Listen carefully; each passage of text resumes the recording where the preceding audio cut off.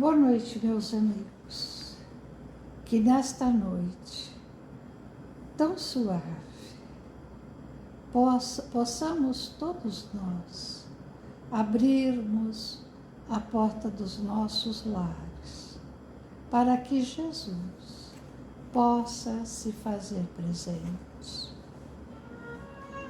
Jesus amado, Mestre de todos nós, te agradecemos, ó doce pastor, porque nos dá a oportunidade de, no estudo do teu Evangelho, compreendermos a nossa jornada terrena. Te agradecemos, ó Jesus, pelas benesses que colocas em nossas vidas. Temos o pão, temos o lar, temos a roupa, temos a família tão amada. Senhor, que as bênçãos do teu amor venham a envolver a toda a terra, venham a amparar a todos os nossos irmãos, a todos os que fogem das guerras, aos que se lançam aos mares em busca de um pedaço de pão e de mar, aos que perambulam pelos caminhos da terra sem lar, sem abrigo, sem pão. Rogamos-te, Senhor, por todos aqueles que se deixaram levar pelos caminhos da ilusão e hoje se acham nos cárceres, hoje se acham vitimados pelas drogas, ensandecidos tantas vezes. Senhor, rogamos as vossas bênçãos aos todos os companheiros que fazem parte de todas as fraternidades para o bem universal dos dois lados da vida. Rogamos as vossas bênçãos aos dirigentes do Brasil, essa pátria tão abençoada, que nos recebe com a doçura da fraternidade. Senhor, auxilia-nos a todos, para que consigamos abrir os nossos corações às tuas dulcíssimas palavras e que assim possamos, ó Senhor, fazer parte dessa grande árvore do Evangelho que um dia transplantastes ao nosso Brasil, para que ela possa estender seus ramos amorosos por toda a terra. Que possamos contigo estar, Senhor, hoje e sempre. Mas auxilia-nos, doce pastor. Esteja conosco, ó Jesus. Que assim seja. Estamos hoje iniciando o capítulo 16. Não se pode servir a Deus e a Mamon. E hoje iremos abordar na passagem de Lucas, no capítulo 16, versículo 13, a salvação dos ricos.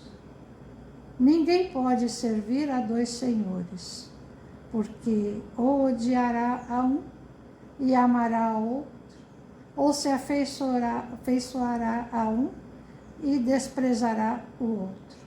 Não podeis servir ao mesmo tempo a Deus e a Mamon. Inicialmente, é interessante que a gente conceitue um pouco o que seria essa palavra mamon, que é muito forte, inclusive nos termos bíblicos, não se pode servir a Deus ou a Mamon. A palavra mamon, ela ganhou muita força, ela significa dinheiro, riqueza, literalmente. Mas ela ganhou bastante força na cidade de Tiro, cerca de 1500 anos antes de Cristo, na época dos fenícios. Tiro era uma cidade muito rica e a preponderância do ter sobre o ser em Tiro, como nos relata o livro de Ezequiel, o livro bíblico de Ezequiel, a preponderância do ter sobre o ser na cidade de Tiro atingiu níveis absurdos. Então, tudo estava relacionado com as posses materiais, com aquilo que as pessoas detinham. O respeito, a consideração, estava tudo relacionado a isso.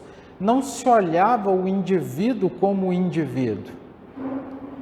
Olhava-se o indivíduo por aquilo que ele tinha. E aquilo que nós temos não representa aquilo que somos.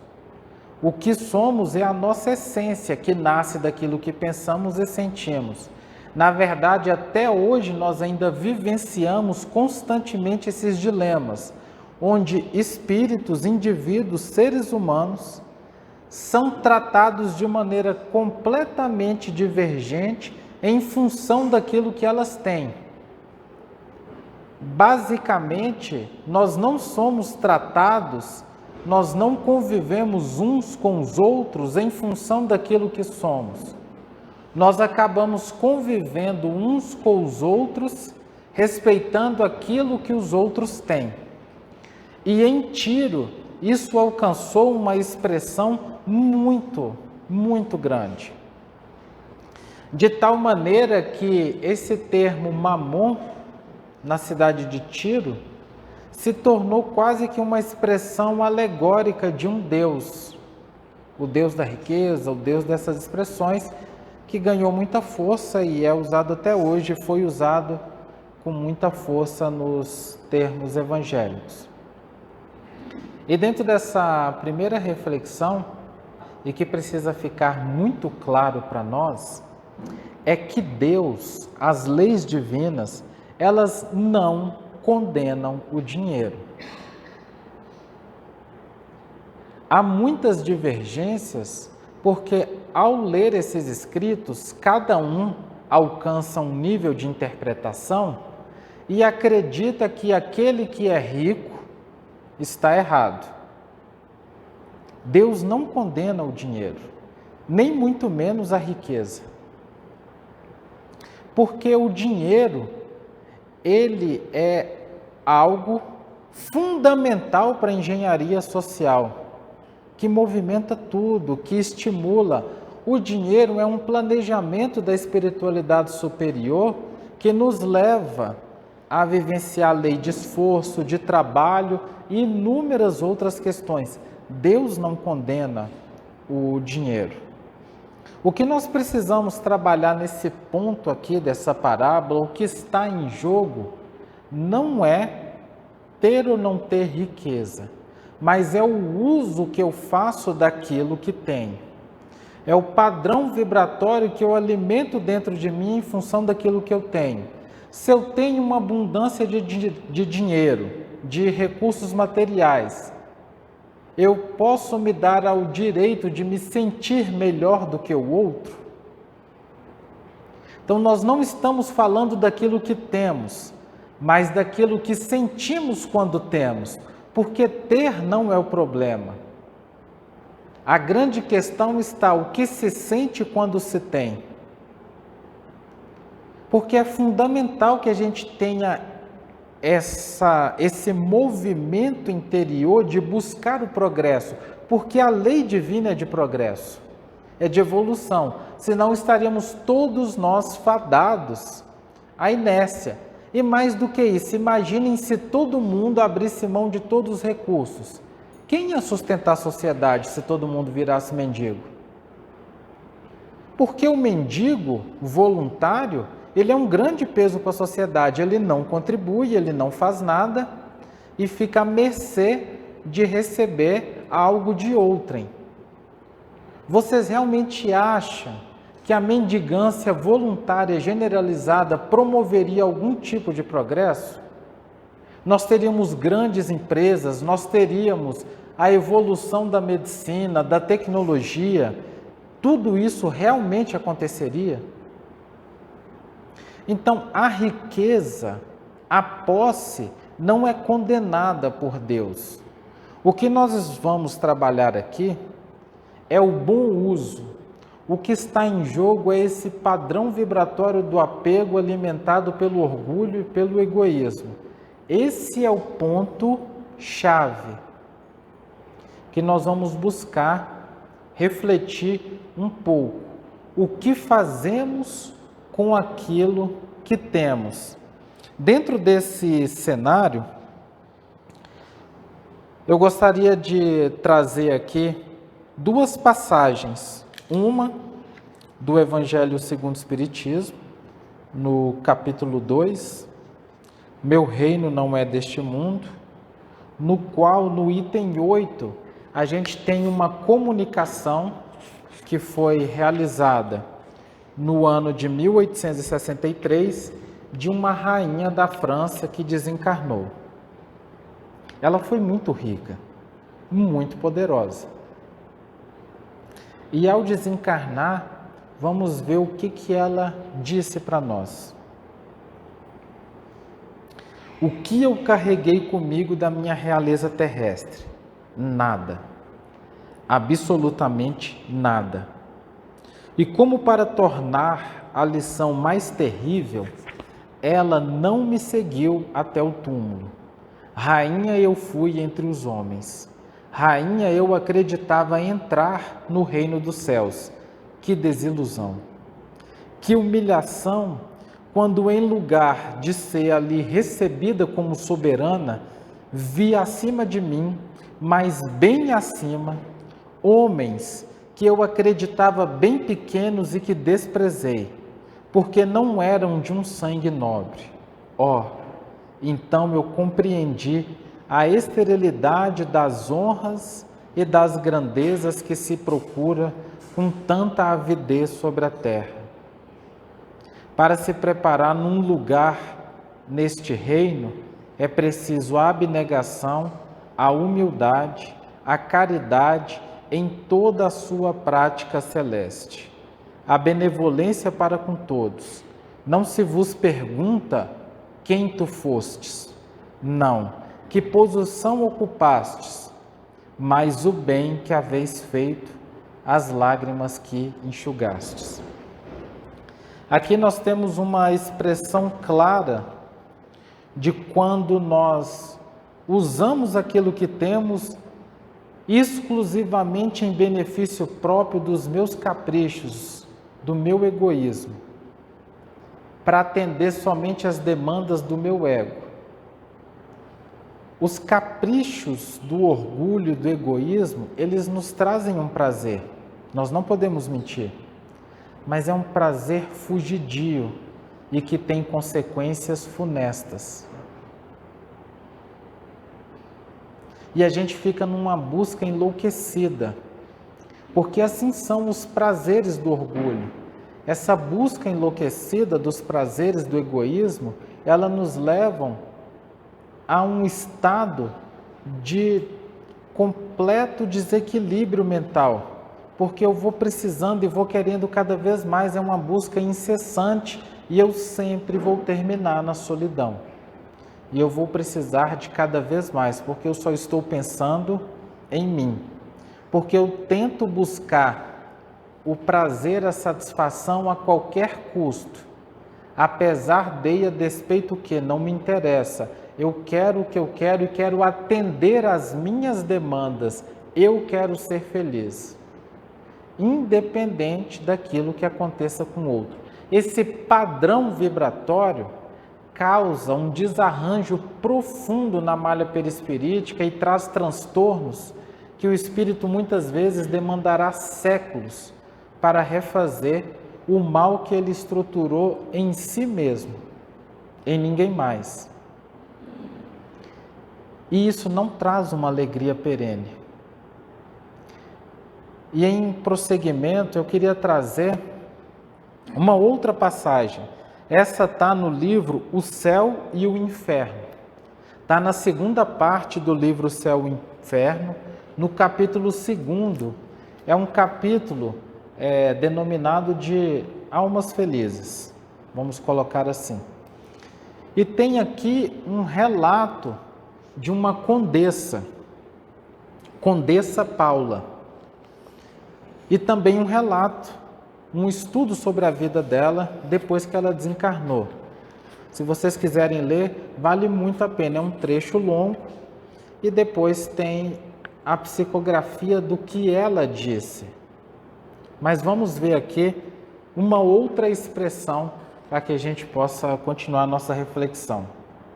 A Condessa Paula, bela, jovem, rica, fina e de estirpe ilustre. Esta era também perfeito modelo de qualidades intelectuais e morais. Faleceu com 36 anos de idade, em 1851. Seu necrológio é daqueles que podem resumir-se nestas palavras por 1000 bocas repetidas. Por que tão cedo retira Deus pessoas assim da terra? Felizes aqueles que tornam abençoada a sua memória. Ela era boa, meiga e indulgente, sempre pronta a desculpar ou atenuar o mal, em lugar de aumentá-lo. Nunca a maledicência lhe atacara os lábios. Sem arrogância nem austeridade, era, ao contrário, com benevolência, a delicada familiaridade que tratava os subordinados, despercebida aos demais de qualquer aparência de superioridade ou de humilhante proteção. Compreendia que pessoas que vivem do trabalho não são escravos e que, por seguinte, têm precisão daquilo que lhes é devido e merecem receber com respeito. Jamais reteve o pagamento de qualquer salário. A simples ideia de que alguém pudesse experimentar uma privação por sua causa, causar-lhe-ia um remorso de consciência. Ela não pertencia ao número daqueles que sempre encontram dinheiro para satisfazer os próprios caprichos, sem pagarem as próprias dívidas. Não podia compreender que houvesse prazer para o rico em ter dívidas, e humilhada se sentiria se lhe dissessem que os teus fornecedores eram constrangidos a fazer-lhes adiantamentos. Também por ocasião da sua morte só houve pesares, nenhuma reclamação. A sua beneficência era inesgotável, mas não essa beneficência ostensiva à luz meridiana que busca todos os holofotes da vida social. Ela exercia a caridade de coração, desprovida das vanglórias, e o fazia por amor. Só Deus sabe as lágrimas que ela enxugou, ninguém mais. Da sua estirpe e das altas funções do marido, por ocuparem cargos altos da nobreza, decorriam-lhe onerosos encargos domésticos, aos quais não podia eximir-se.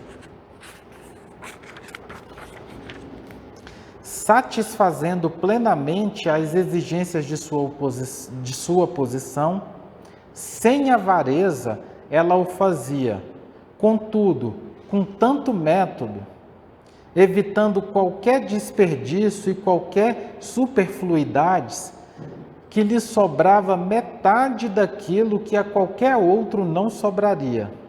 Assim procedendo, fazia com que da sua fortuna sobrasse um maior quinhão, do qual ela aplicava em ajuda aos necessitados. Destinava boa parte da renda dessa fortuna exclusiva para este fim.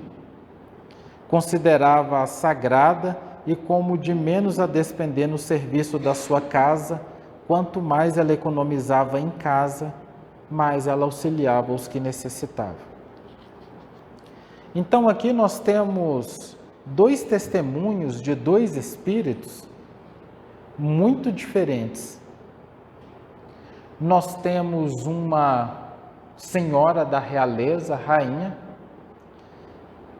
que maltratou tantos quanto pôde, e por aquilo que ela tinha, ela sentia-se superior aos outros que a cercavam. Ela não conseguiu compreender que tudo quanto nós temos na Terra é uma oportunidade de avaliar quais são as nossas conquistas morais. A pergunta que sempre vai nos ser feita pela nossa própria consciência é: o que fizestes com o que tinha? E não o que conseguiu. Volto a repetir, Deus não condena a riqueza. Nós temos um outro exemplo de uma condessa que detinha todas as capacidades, era bela, rica, inteligentíssima e viveu no luxo, mas agiu com dignidade. Tratou a todos com bondade. E mesmo tendo tudo que tinha e podendo esbanjar, ela não esbanjou. O simples fato dela não esbanjar nas economias domésticas lhe permitia auxiliar milhares de pessoas durante toda a sua vida, provavelmente. Não é aquilo que temos, é o que fazemos com o que temos, é o que sentimos com aquilo que temos. Grande parte de nós varia em dois extremos, em ponto e contraponto. Ou na prodigalidade exagerada, ou seja, eu tenho muito e saio gastando sem pensar, não estou nem aí. Fui aquinhoado com uma herança absurda, meu pai era milionário, enfim. Tenho um trabalho, uma situação que me garante recursos muito dilatados, e aí eu me torno um pródigo, um aproveitador, saio gastando para atender os meus caprichos e não penso em mais ninguém. E nós variamos lá no outro contraponto, que é o da avareza, do sovina, como nós conhecemos vulgarmente, o mão de vaca. Aquele que não divide nada. Tanto ponto contra ponto são extremamente danosos, são padrões vibratórios desequilibrados. E onde está o 40? Onde está o equilíbrio? O equilíbrio está em vivenciar o ter sem passar por cima de ninguém e vivenciar o ter com a alegria de compartilhar o que se tem, porque é isso que promove a paz eterna. É essa sensação de poder compartilhar com alguém e chegar junto. Qual a alegria que se tem em chegar no topo sozinho e olhar para o lado e não poder dividir com ninguém, não ser aplaudido por ninguém, não receber o amparo de ninguém. Essa é uma alegria profundamente vazia e é o destino de todos aqueles que buscam esse amontoamento de bens sem pensar em mais ninguém. Ele pode até tatear alguns prazeres momentâneos, mas a longo prazo ele vai vivenciar dores acerbas, que são as dores da solidão e do abandono. De que adianta ganhar o mundo e perder a si mesmo? A grande reflexão para nós é vivenciar o ter com dignidade, buscando esse caminho do meio, olhando as pessoas que nos cercam a existência e não ficar focado nas minhas próprias demandas de egoísmo para satisfazer unicamente o meu orgulho e o meu egoísmo. Tudo que acontece na existência tem uma finalidade educativa. Por isso que nós temos pessoas com menos recursos materiais e pessoas com recursos materiais exagerados. Tudo é educativo, tudo. Às vezes esse que vem numa condição mais difícil, de um trabalho duro, mais pesado, é necessário que ele passe por isso, porque todos nós já fomos ricos em questões financeiras. E já fizemos bobagem, todos.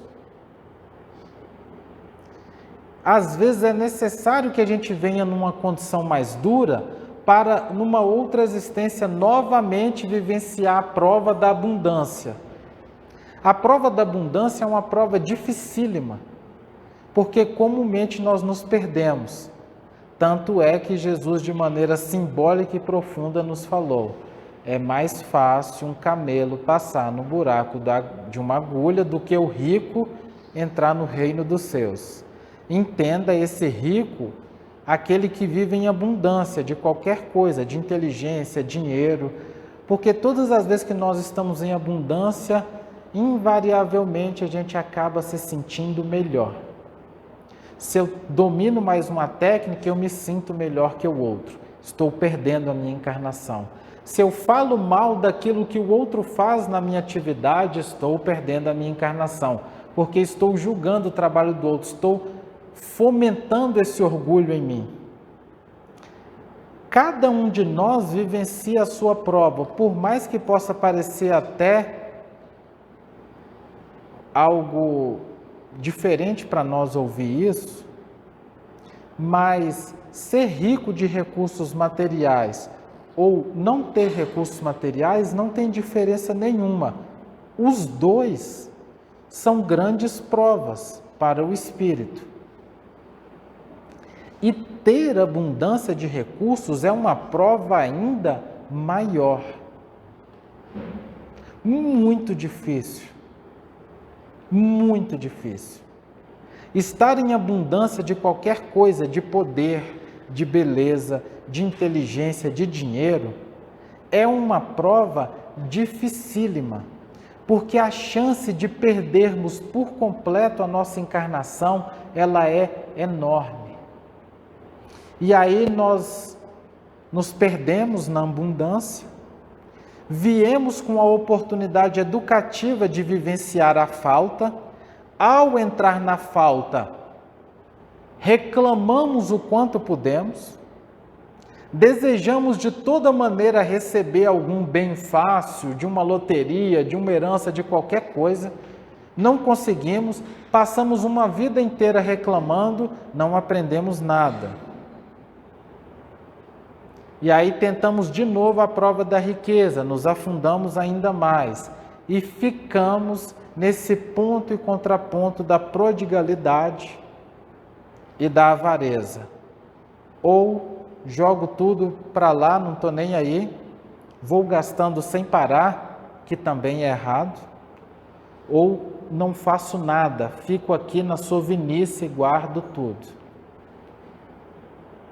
Então fica uma oportunidade para cada um de nós de buscar esse 40 em relação ao ter, de encontrar a virtude do equilíbrio na administração dos bens materiais que nos cabem, da abundância que cada um tem, compartilhando e trabalhando, inclusive, o exercício da boa gestão daquilo que se tem, porque isso é da lei.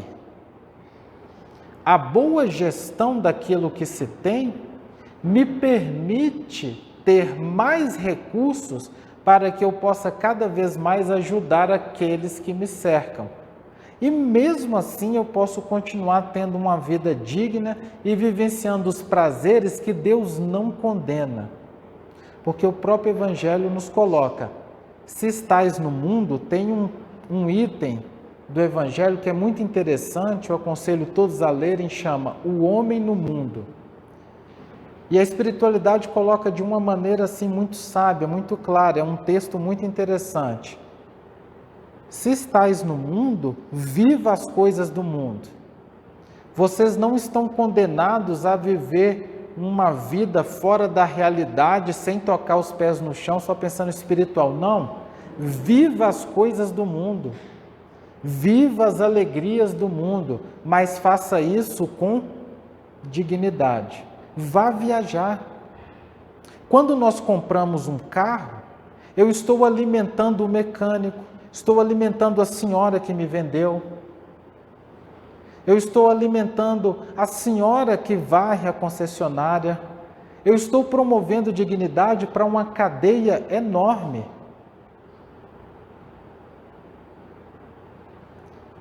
O grande ponto que deve ficar no nosso coração é essa busca do caminho do meio, de usarmos com dignidade aquilo que temos e superar em nós que o ter não influencia no ser, não deve influenciar no ser.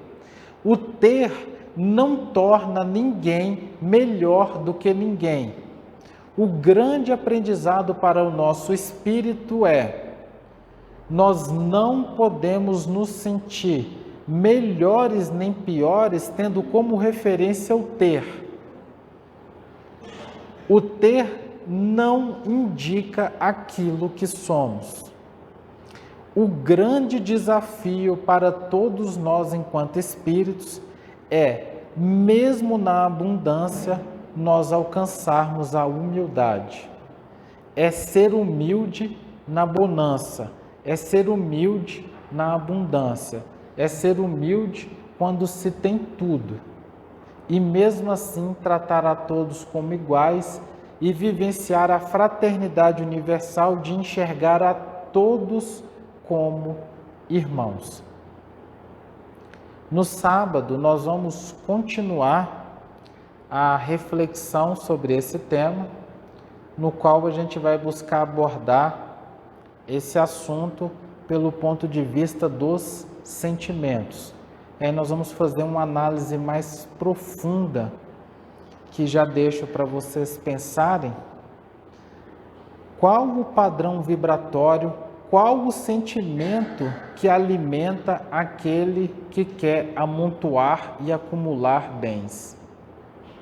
O que vai no coração daquele que o leva a sentir-se melhor do que os outros por ter mais? O que vai dentro de nós e quais as consequências desse padrão em nós?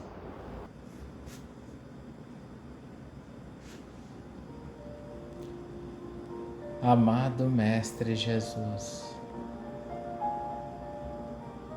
mais uma vez nós estamos aqui para te agradecer, Pai. Agradecer pelas tantas bênçãos que nós temos, pela abundância de recursos que temos, a abundância do sol, a abundância do ar, a abundância das flores, a abundância do carinho de um cão que nos lambe os pés, nos sorri com os olhos, enchendo o lar de alegria, a abundância da vida, a abundância, Mestre querido Jesus, do amparo da espiritualidade superior. Somos tão ricos, Mestre querido, possuímos tanto, que nós só temos a te agradecer.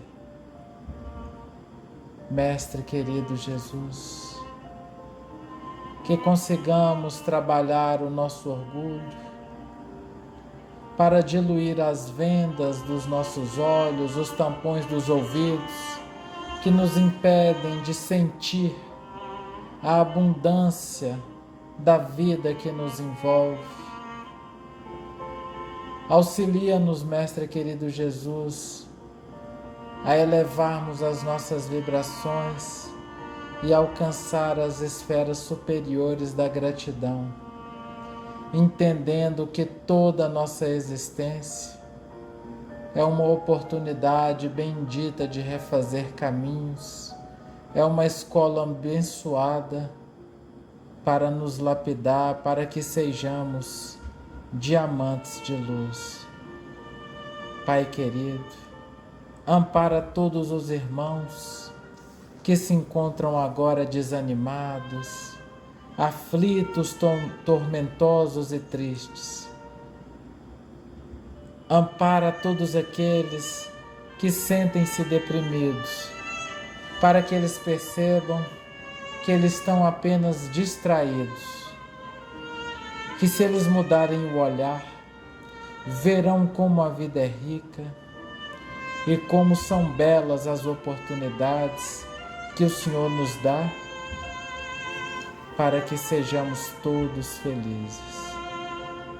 Amado Mestre Jesus, que as tuas bênçãos de amor continuem a envolver toda a terra e que todos nós possamos trabalhar os nossos pensamentos e sentimentos para entrar na sintonia dessa paz universal e estruturando esse amor dentro de nós, sejamos pontos de luz a espargir serenidade, tranquilidade, felicidade por onde passarmos. E dessa maneira, todos juntos, iluminaremos toda a terra, construindo o novo porvir.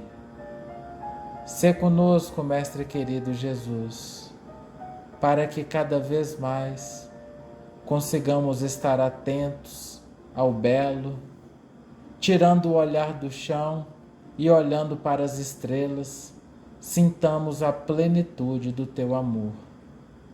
Que assim seja. Que assim seja.